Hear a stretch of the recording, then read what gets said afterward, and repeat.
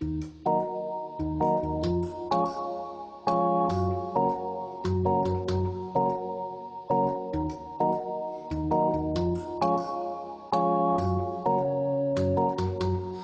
it's been a long time now since I've seen you smile, and I'll gamble away my fright, and I'll gamble away my time, and in a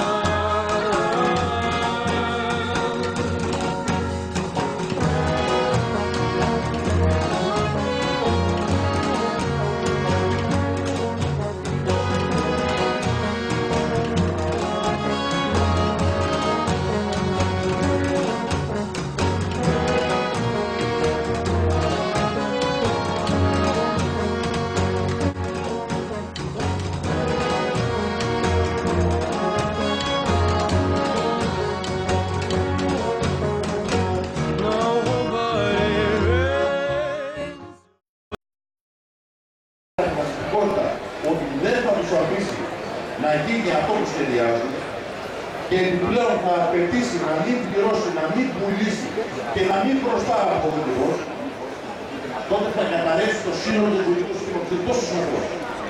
Μόνο με την επίδειξη των αριθμών του εργαζόμενου λαού. Αρκεί να είναι οργανωμένος και σαφέστατα προσανατολισμένος ως προς το στόχο. Γιατί αυτό που μας ενώνει όλους εμάς εδώ, μας χωρίζουν πολλά. Ιδεολογικά, κοσμοθεωρητικά, η καταγωγή πολιτική του καθενός, οτιδήποτε.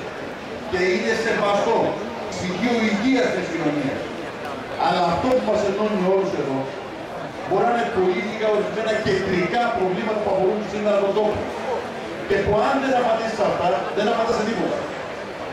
Και αυτό είναι το πρώτο. Τι κάνουμε αυτό το καθεστώς? Το ανατρέπουμε. Τι κάνουμε με αυτούς με τους ενόχους?